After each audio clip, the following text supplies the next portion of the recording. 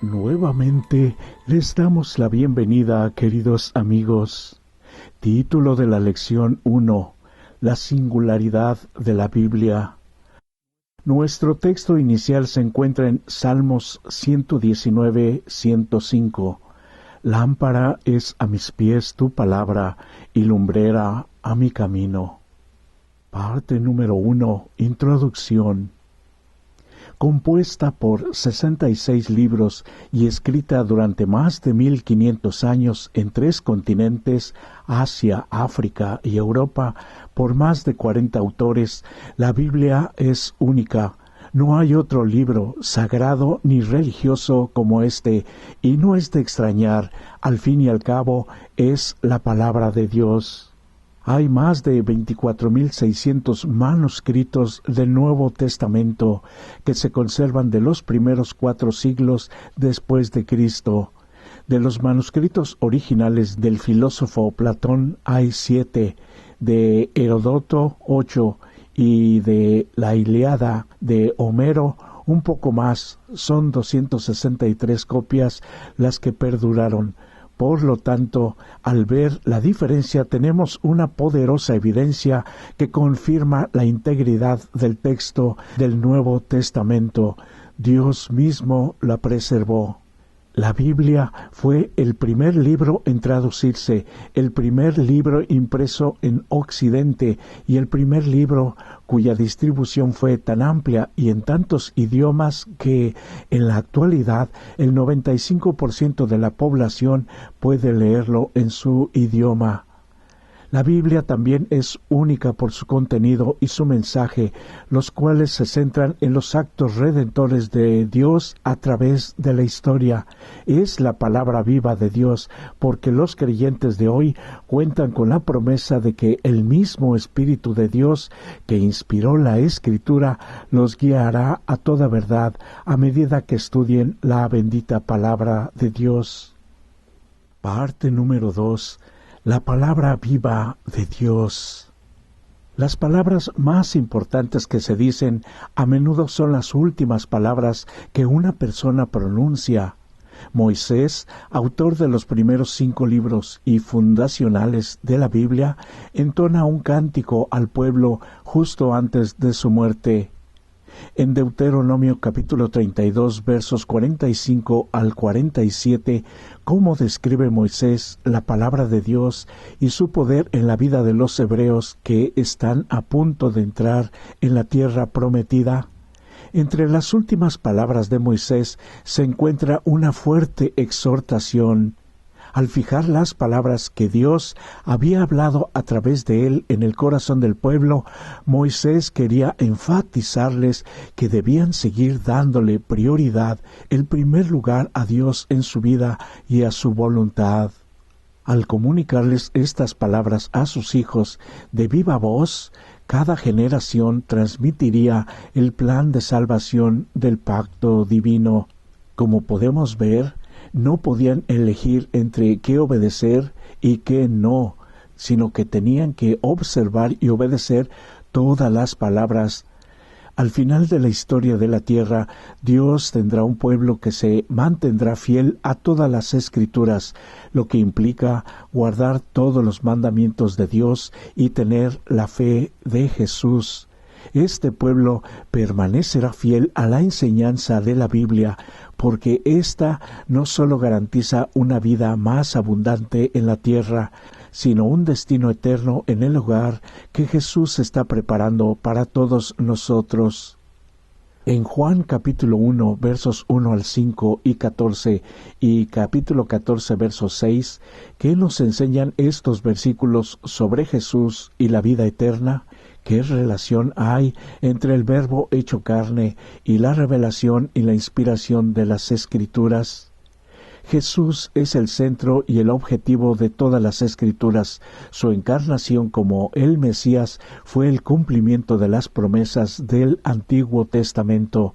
Debido a que Él vivió, murió y resucitó, tenemos la confirmación de las Escrituras y aún más la gran promesa de la vida eterna en una existencia completamente nueva. Vuelve a leer Deuteronomio capítulo 32, verso 47. ¿Por qué la fe en Dios y la observancia a su palabra nunca son en vano? Es porque su bendita palabra tienen un origen, propósito y destino, todo de la mente divina para cada ser humano. Parte número 3. ¿Quién escribió la Biblia y dónde? La diversidad de autores, ubicaciones y antecedentes dan un testimonio único de cómo Dios obra al comunicar la historia y su mensaje a personas culturalmente tan diversas como la audiencia a la que están dirigidos. ¿Qué nos dicen los siguientes versículos sobre los escritores bíblicos y su contexto? Éxodo 2:10, Amós 7:14, Jeremías capítulo 1 versos 1 al 6, Daniel capítulo 6 versos 1 al 5, Mateo 9:9, Filipenses capítulo 3 versos 3 al 6 y Apocalipsis capítulo 1 verso 9. Es para todo ser humano, por supuesto, no es exclusiva para una raza o época. Por eso la Biblia fue escrita por gente de diferentes épocas, orígenes y en tan diversas circunstancias. Algunos escribieron desde palacios, otros desde cárceles, otros en el exilio y otros en sus viajes misioneros para compartir este maravilloso evangelio, las buenas noticias de Dios. Estas personas tenían diferentes formaciones y ocupaciones. Algunos, como Moisés, estaban destinados a ser reyes o, como Daniel, a ocupar altos cargos. Otros eran pastores, algunos jóvenes y otros bastante ancianos. Aunque diferentes, todos tenían algo en común. Fueron llamados por Dios e inspirados por el Espíritu Santo con el fin de escribir mensajes para su pueblo, sin importar cuándo o dónde vivieran. Algo así como tú y yo, no importa dónde estemos, somos llamados también a compartir este bendito mensaje. Además, algunos de estos escritores fueron testigos presenciales de los acontecimientos relatados. Otros hicieron una investigación personal cuidadosa de cada hecho o utilizaron cuidadosamente los documentos ya existentes. Pero todas las partes de la Biblia son inspiradas, de acuerdo a 2 de Timoteo 3:16. Esta es la razón por la que Pablo declara que las cosas que se escribieron antes para nuestra enseñanza se escribieron, a fin de que por la consolación de las Escrituras tengamos esperanza. El Dios que creó el lenguaje humano capacita a los escogidos para comunicar pensamientos inspirados de manera confiable en palabras humanas. Dios se ha dignado comunicar su verdad al mundo por medio de instrumentos humanos, y Él mismo, mediante su Santo Espíritu, hizo idóneos a los hombres y los habilitó para realizar esa obra. Guió la mente de ellos en la elección de lo que debían decir y escribir. Este maravilloso tesoro de Dios fue confiado a vasos de barro. Sin embargo, a pesar de todo, es del cielo este maravilloso mensaje. Tantos escritores diferentes en contextos tan diversos y sin embargo el mismo Dios se revela a través de todos ellos. ¿Cómo nos ayuda esta maravillosa verdad a confirmar la veracidad de la palabra de Dios?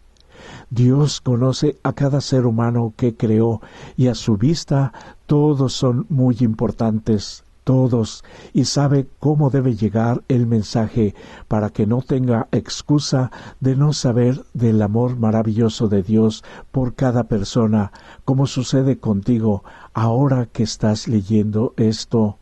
Y cada uno, además, podemos llegar a ser también mensajeros de Dios cuando en nuestro corazón sentimos este maravilloso deseo impuesto por Dios, y lo más maravilloso es que el mismo Dios nos capacitará para hacerlo de la mejor forma y de acuerdo a su bendita voluntad.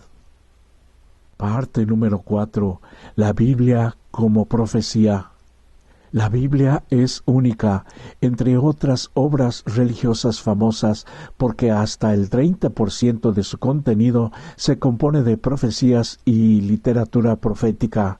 La integración de la profecía y su cumplimiento oportuno es fundamental para la cosmovisión bíblica, porque el Dios que actúa en la historia también conoce el futuro y ha querido revelarlo a sus profetas. La Biblia no es sólo la palabra viva o la palabra histórica, es también la maravillosa palabra profética. ¿Cómo revelan los siguientes pasajes los detalles del Mesías venidero? En Génesis capítulo 49 versos 8 al 12, Salmo capítulo 22 versos 12 al 18, Isaías capítulo 53 versos 3 al 7, Daniel capítulo 9 versos 24 al 27, Miqueas 5, 2, Malaquías 3, 1 y Zacarías 9, 9. Hay al menos 75 predicciones mesiánicas directas en el Antiguo Testamento y muchas más si también agregamos la tipología. La tipología es el estudio de los rituales del Antiguo Testamento como los sacrificios que se consideran mini profecías de Jesús, porque cada una de ellas apunta a la vida y obra de Jesús en esta tierra. Estas profecías se relacionan con detalles específicos como no será quitado el cetro de Judá en Génesis 49:10, que nacería además en Belén en Miqueas 5:2, que sería despreciado y desechado entre los hombres, azotado, acusado falsamente, pero sin abrir la boca para defenderse, de acuerdo a Isaías capítulo 53, versos 3 al 7, que sus manos y sus pies serían traspasados y que se dividirían sus vestiduras entre sus verdugos, de acuerdo a Salmo capítulo 22, versos 12 al 18. El hecho de que estas profecías del Antiguo Testamento se hayan cumplido con tanta precisión en la vida, la muerte y la resurrección de Jesús es un maravilloso testimonio de su inspiración y revelación divinas. También indica que Jesús era quien él y otros afirmaban que era. Jesús siguió a los profetas de la antigüedad al predecir su muerte y su resurrección. En Lucas capítulo 9 versos 21 y 22, Mateo capítulo 17 versos 22 y 23, la caída de Jerusalén en Mateo capítulo 24 versos 1 y 2 y su segunda venida en Juan 14 versos del 1 al 3. Por lo tanto, la Biblia predice su encarnación, su muerte y su resurrección, y su cumplimiento garantiza su confiabilidad.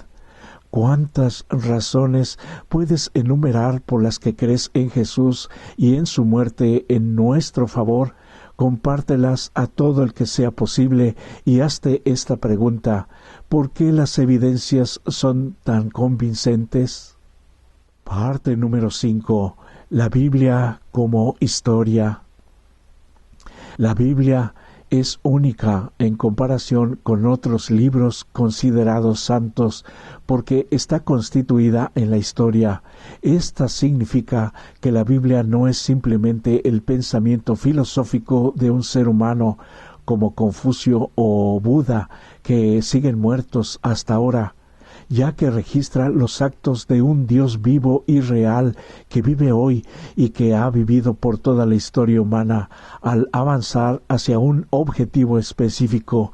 En el caso de la Biblia, estos objetivos son: número 1, la promesa de un Mesías, y número 2, la segunda venida de Jesús. Esta progresión es exclusiva de la fe judeo-cristiana, en contraste con la visión cíclica, que se tiene que reciclar para existir, de muchas otras religiones del mundo, desde el antiguo Egipto hasta las religiones modernas exóticas. En 1 de Corintios capítulo 15 versos 3 al 5 y 51 al 55, y en Romanos capítulo 8, verso 11 y Primera de Tesalonicenses capítulo 4, verso 14, que nos enseñan estos pasajes no solo sobre la verdad histórica de la resurrección de Cristo, sino también lo que significa para nosotros tener un Dios eterno, un Dios vivo ahora. El testimonio de los 4 evangelios y de Pablo es un Jesús que murió, fue sepultado y resucitó de entre los muertos y se les manifestó a varias personas. Esto lo corroboraron testigos oculares que lo colocaron en la tumba y luego la vieron vacía. Hubo testigos que tocaron a Jesús y él comió con ellos. María Magdalena, María, la madre de Jesús, y otras mujeres lo vieron como el Cristo resucitado. Los discípulos hablaron de él camino a Emaús. Jesús se les apareció para la gran comisión evangélica. Pablo escribe que si el testimonio de que vive es rechazado, entonces nuestra predicación y nuestra fe son vanas, de acuerdo a 1 Corintios capítulo 15, 14. Otras traducciones dicen es inútil, carecen de sentido o no sirve para nada. Pero los discípulos afirman, es cierto, el Señor ha resucitado. En Lucas 24:34, del griego ontos, realmente ocurrió. Por eso, en toda la palabra de Dios, que no puede ser revertida ni negada, ocurre que cada uno, como seres humanos, como cada persona, elige si es inútil por la incredulidad y que ya se da por perdido, o creemos que ya somos salvos al creer en esta maravillosa palabra de Dios. Los discípulos declaran que ha resucitado verdaderamente. A Cristo también se lo describe como las primicias de todos los que murieron. El hecho histórico de que Cristo haya resucitado corporalmente de entre los muertos y esté vivo hoy es la garantía de que todos los que crean en Él también resucitarán, así como Él resucitó. Todos los justos en Cristo serán vivificados. En 1 Corintios capítulo 15, verso 22, este término implica un acto futuro de creación, cuando aquellos que son de Cristo o que permanecieron leales a Él serán resucitados en su venida. 1 Corintios 15, 23, a la final trompeta. 1 Corintios 15, 52. ¿Por qué es tan importante para nuestra fe la promesa de la resurrección? Porque sabemos que los muertos ahora duermen, y para que ellos y nosotros, si llegamos a morir, seamos despertados, debemos conocer al Dios Todopoderoso personalmente, para creerle a nuestra hora en que cerremos nuestros ojos. Parte número 6. El poder transformador de la palabra. En Segunda de Reyes, capítulo 22, versos 3 al 20, ¿qué hace que el rey Josías rasgue sus vestiduras? ¿Cómo cambia su descubrimiento no solo a él, sino a toda la nación judía? En el año 621 a.C., cuando Josías tenía aproximadamente 25 años, Hilcías, el sumo sacerdote, descubrió el libro de la ley, que pudieron haber sido los primeros 5 libros de Moisés o específicamente el libro de Deuteronomio. Durante el reinado de su padre Amón y su malvado abuelo Manasés, este rollo se había perdido en medio de la adoración a Baal, a Sera y todo el ejército supuestamente de los cielos. Segunda de Reyes, capítulo 21, versos 3 al 9. Cuando Josías oyó las condiciones del pacto, se rasgó la ropa totalmente angustiado, ya que se dio cuenta de cuán lejos se habían apartado él y su pueblo de la adoración al verdadero Dios. Inmediatamente comenzó una reforma en toda la tierra, derribando los lugares altos y destruyendo imágenes a los dioses extranjeros falsos. Al terminar, solo quedaba un lugar para adorar en Judá, el templo de Dios en Jerusalén. El descubrimiento de la palabra de Dios llevó a la convicción, al arrepentimiento y al poder para cambiar. Este cambio comenzó con Josías y finalmente se extiende al resto de Judá. ¿Cómo nos garantiza la Biblia que tiene el poder de cambiar nuestra vida y mostrarnos el camino de salvación? Podemos leer Juan capítulo 16 versos 13 y capítulo 17 verso 17, Hebreos capítulo 4 verso 12 y Romanos capítulo 12 verso 2. Uno de los testimonios más poderosos del poder de la Biblia es la vida transformada de una persona. Es esta bendita palabra la que transpone el pecado humano y la depravación y revela nuestra verdadera naturaleza humana y nuestra necesidad del Salvador. Y si nosotros la hemos aceptado, por supuesto que en nuestra vida ya se debe de estar viendo esta maravillosa evidencia de transformación, comenzando en nuestra propia vida para evidenciarla a todos aquellos que nos rodean. Un libro único como la Biblia, instaurado en la historia, imbuido de profecía y con el poder de transformar vidas, también debe interpretarse de una manera única. No puede interpretarse como cualquier otro libro, ya que la palabra es viva de Dios y debe entenderse a la luz de un Cristo vivo que prometió enviar a su Espíritu para guiarnos a toda la verdad. En Juan 16, verso 13, por lo tanto, la Biblia, como una revelación de la verdad de Dios, debe contener sus propios principios internos de interpretación. Estos principios se pueden encontrar al estudiar de qué manera los escritores bíblicos utilizaron las Escrituras y se guiaron por ellas, mientras permitían que las Escrituras se interpretaran a sí mismas. Parte número 7. Conclusión y preguntas finales. Podemos leer el libro de Elena de White, El deseado de todas las gentes, el capítulo No se turbe vuestro corazón, de las páginas 617 a las 635. Muchos han muerto por defender la palabra de Dios y permanecer fieles a ella. Uno de ellos fue el Dr. Rowland Taylor, un pastor parroquial inglés que se resistió a la imposición de la misa católica durante el reinado de María, la Sanguinaria, en su parroquia de Henley, Inglaterra. Después de ser expulsado de la iglesia y ridiculizado por su adhesión a las Sagradas Escrituras, apeló personalmente al obispo de Winchester, al señor canciller de Inglaterra, pero éste lo mandó a la cárcel y finalmente a la hoguera. Pero justo antes de su muerte, en el año 1555, pronunció estas palabras: «Buena gente, no les he enseñado nada más que la santa palabra de Dios y esas lecciones que he extraído del bendito libro de Dios, la Santa Biblia. He venido aquí este día para sellarlo con mi sangre». Justo antes de que se encendiera el fuego, se escuchó al Dr. Taylor repetir el Salmo 51 y así entregó su vida. La pregunta que debemos hacernos ahora es: ¿seremos tan fieles para defender las verdades de la palabra de Dios? Quizás tengamos hasta vergüenza de hablar de alguna porción de la palabra de Dios, pero recordemos, tarde o temprano, en el conflicto final, estas pruebas fuertes podrían venir. El momento de prepararse para ello, por supuesto, es ahora mismo, querido amigo y amiga.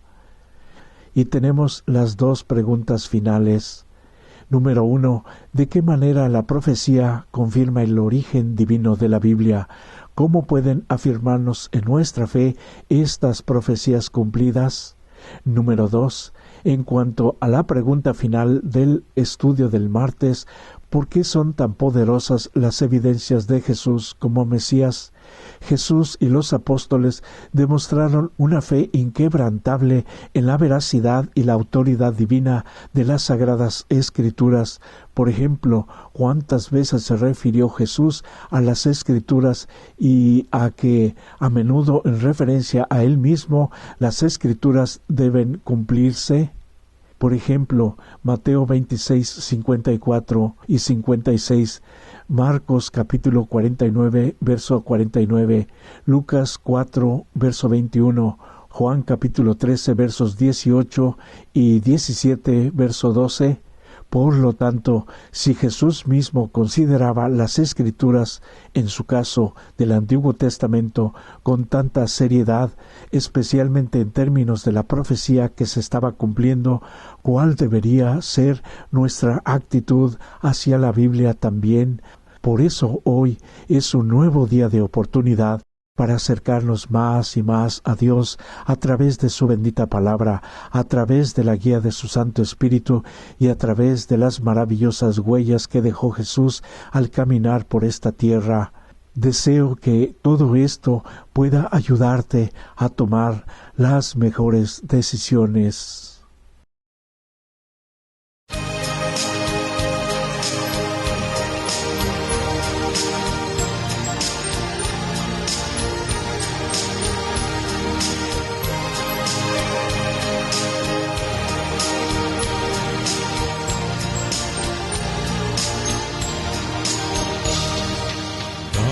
Cada día que pasa, todo el mundo cambia. Si ahora hay luz, vendrá oscuridad. Si río y tristeza vendrá, ¿cuál será mi oportunidad? Si la pena me llega a tocar, ¿dónde será posible encontrar ayuda para mi herida sanar? Solo existe un lugar donde hallar ayuda en mi necesidad, junto a los pies de mi Salvador. Llámalo Jesús, mi Señor. Solo existe un lugar donde hallar ayuda en mi necesidad, junto a los pies de mi Salvador. Llámalo Jesús, mi Señor.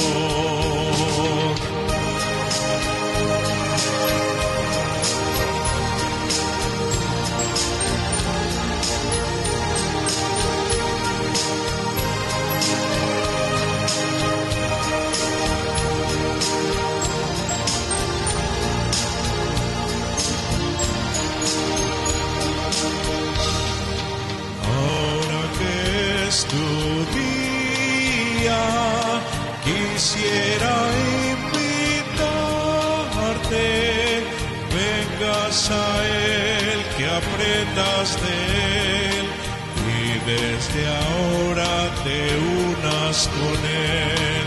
Cuando vengan las pruebas, confiado en Él podrás resolver. Penas habrá, pero tú vencerás. El cambio en ti podrás luego ver. Solo existe un lugar donde hallar ayuda en mi necesidad, junto a los pies de mi Salvador. Llámalo Jesús, mi Señor. Solo existe un lugar donde hallar ayuda en mi necesidad, junto a los pies de mi Salvador. Llámalo Jesús, mi Señor.